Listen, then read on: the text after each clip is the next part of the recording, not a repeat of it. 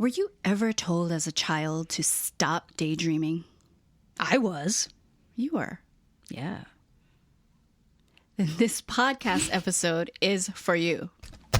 I'm Siena. And I'm Toast. We're partners in love, life, and music, and we've been together since 2001. With each episode of this podcast, our goal is to help our fellow LGBT community members lift their lives to the next level. You really were? Yes, I have a distinct memory of being in the kitchen with my mom when I was a young kid. I was living with my parents because I was a kid, but every Sunday they took us to church. So I had Sunday school and then church, and then that's where I learned to play music, like guitar and bass and stuff. But anyways, so I had this idea when I was a young kid. I had this idea that, let's play this certain song. And in my head, I was sharing with my mom, if we have all the really young kids come in from the back of the church all holding balloons, then it would just make the song feel so much better. I was telling my mom the idea, and my mom, I could tell she felt exasperated and worried for me. And she basically said, you have to stop being so head in the clouds. You have to learn to be more practical. Oh my God. Like she was, and I could tell she was kind of concerned for me, almost like for me and my life. Like, how is my life going to go if your head's in the clouds? If my head is always thinking about how to make a song where, with little kids and balloons and stuff like that. Right? But I remember that. Yeah. Oh my God. The P word. I think. Okay. I was probably just trying to. I was probably in junior high or something, I think. The reason I'm trying to zero in on an age is because I know that in very, very, let's put it this way. I was old enough to play a guitar, in public, together with a band of adults. So, I think junior high probably. But the reason I'm bringing that up is because I know, in our culture, it is still culturally acceptable, and probably a parent would not be worried for their kid if their kid is 6 years old and saying something like that. Right. But once you're getting to be a quote adult, a young adult, it's you have to learn to grow up. Yeah. It's so crazy, huh? How that is. But you know what? We didn't even say hi to everyone. Hi, everyone. Oh, yeah. Hi. Thanks for listening today. So we're talking about imagination, and like Toast was just talking about, as kids, when you're really young and you come up with these stories, or you're playing, make pretend with your stuffed animals and things, adults just play along. Right. They play along with you, and they almost find it not only entertaining, but they're almost proud of you in a way, like, oh, wow, look, what an imagination you have. Mm-hmm. It's a good thing. It's a good thing, but somewhere along the line there, as we grow up, it goes from being a good thing to something that's a bad thing, as far as culturally. Yeah. And then we're told, like Toast was told, stop having your head. You can't always have your head in the clouds like that. You have to be more practical. Mm-hmm. I don't like that word. Practical. Well, it's funny because you I know you see me as being so practical. Like my mom would be proud, right? Like your mom? What do you mean? My mom, who said, "Hey, you have to." Yeah. But what? But I'm saying your mom would be so proud. No, I'm saying to you. I'm like, "Hey, mom, look, Sienna thinks I'm so practical." But okay. Well, no, but it's good that you're practical, because I'm not. I mean, I am in ways. I am in ways, but so it's good to have the balance, because if you weren't around, I think each of us might are be like a enough. kite just flying loosely in the wind. I don't know. Flapping in the wind. I think both of us we're balanced enough, like we can function in the world and still have a degree of imagination. Well, okay. I guess so. Well, you know what? This reminds me, and I'll bring it up later as we move through the points that we're going to make in this episode, but I have come to evolve my definition of practicality, of what constitutes practical. Okay. Because, before I would say... No. Yeah. Oh, do it now? It up? Yeah, why not? Oh, okay. Okay. So, I have come to realize that many things that are traditionally seen as impractical or frivolous, I guess you would say, and I'm talking about things like fashion. And ouch. Or how you said that? Fashion. Well, that's what I'm trying to communicate what I mean when I say that. One of the conventional ways of perceiving that industry and that thing, right? That arena is that it's just frivolous. Right? That's one very conventional pedestrian way of seeing it. Same thing goes for like movies or... Oh my God! Right? You're just hurting me here. TV. These things are not practical, right? They don't fall into the same category as engineering. Engineering is very practical. We're going to build a bridge. It needs to be structurally sound to keep people safe, right? That's engineering. But when you talk about fashion, it's like, oh, that's nice. That's nice, but we don't need it. Right? Oh my God, we so need it. But I guess I am giving voice it's how people to the express their individuality. Yes, I'm giving voice, portraying the way I used to see things when I had a smaller definition of what practical meant. But I have come to see that things like fashion and the arts, of which fashion is a part, it is practical insofar as it feeds and nourishes the human soul. And without the human soul and without the human heart being healthy and strong and intact and feeling safe and taken care of, then it doesn't matter if the bridge is structurally sound, because you're going to have just a bunch of zombies who don't give a damn being safe as they cross the bridge. You lost me at the zombies. Oh, when I'm talking about zombies, I'm talking about human beings who have just dead hearts. They don't have a soul anymore because they have eschewed fashion. Right? Because that's not practical. But without the arts, the arts bring beauty. Yes. And that is feeding the soul. Exactly. And our soul and our heart is what makes life worth living. So, does that make sense? Did I ever explain myself? Okay. Yeah. Right. The zombies, I kind of was like, what? Zombies. But I'm okay now. Zombies. The night, what are they called? White walkers. Oh. The whites. Yes. I'm so excited. Okay.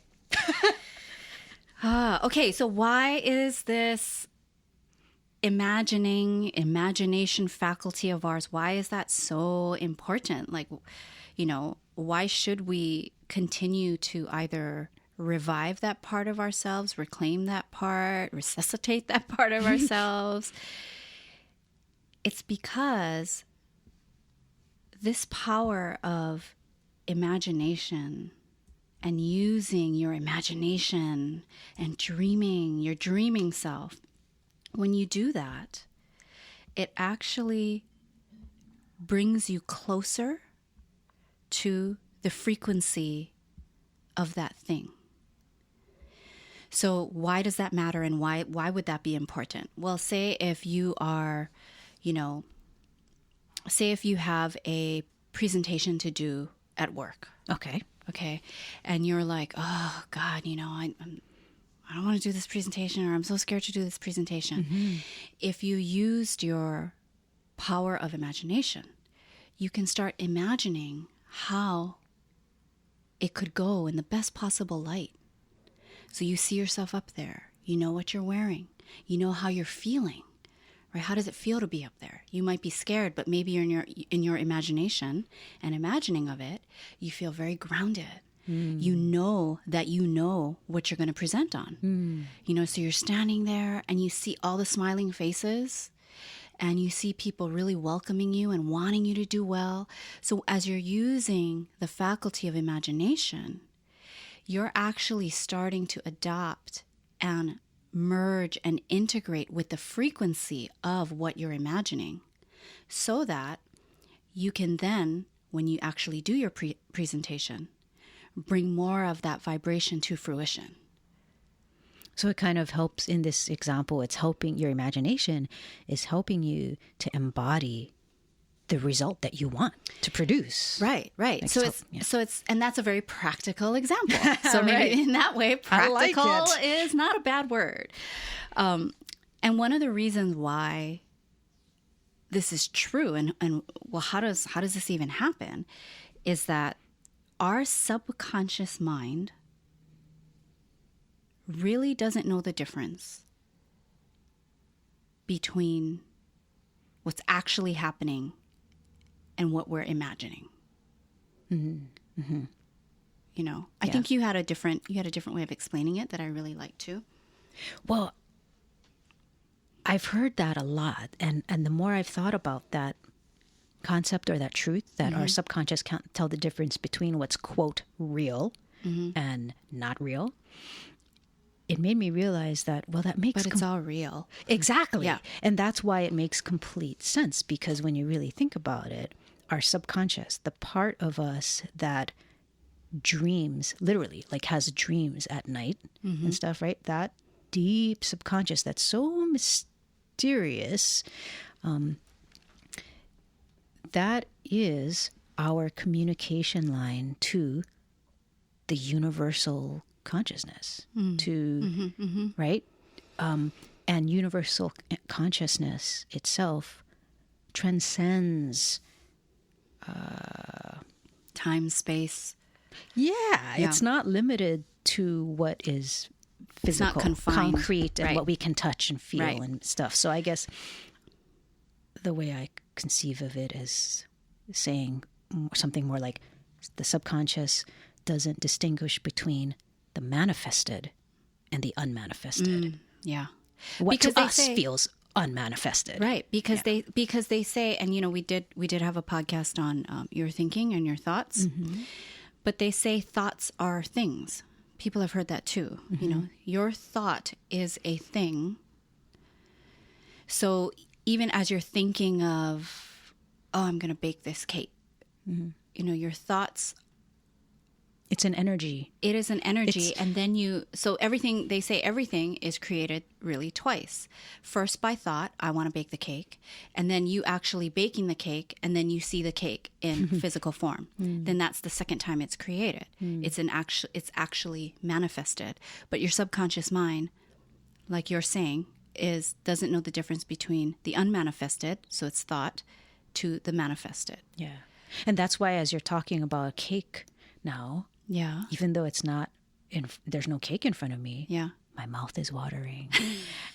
And I'm like, well, yeah. And then that brings me to, you know, sharing how, and I know a lot of us have heard of this too. It's like when Olympic athletes, when they get injured, do they stop training? Well, physically they stop training, of course, but in their mind's eye, in their imagination, they continue training. And that they've done all these studies and things about how those Olympic athletes that continue training in their mind recover so much faster. And it's almost like they didn't lose the time in the recovery. Wow. It was as if they continued training.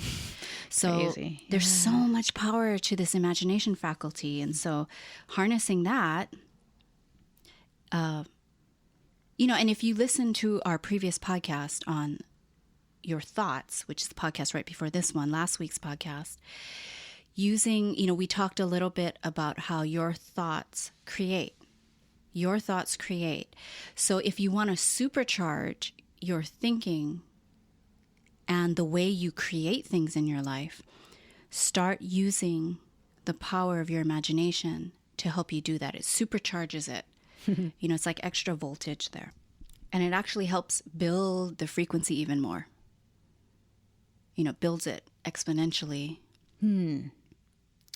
Just really supercharging it. I think it's so interesting. And one of the things when you are using your imagination and picturing things, you know, you obviously want the picture. So you want to visually be able to see the thing you're imagining. Yeah. But you also want to make sure that you have emotion as a part of it. So you have the picture, but you also have emotion. I think naturally, each of us lean as better picturers or better feelers. But you want to make sure you have both. Should I give an example? Yeah. Okay.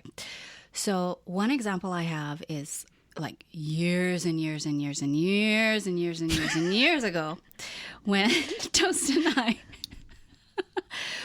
I first started doing music.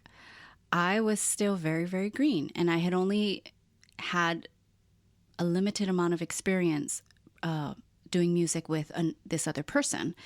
So doing music with Toast was different. And I remember we had the opportunity to be a part of a summer concert series for the Japan America Theater.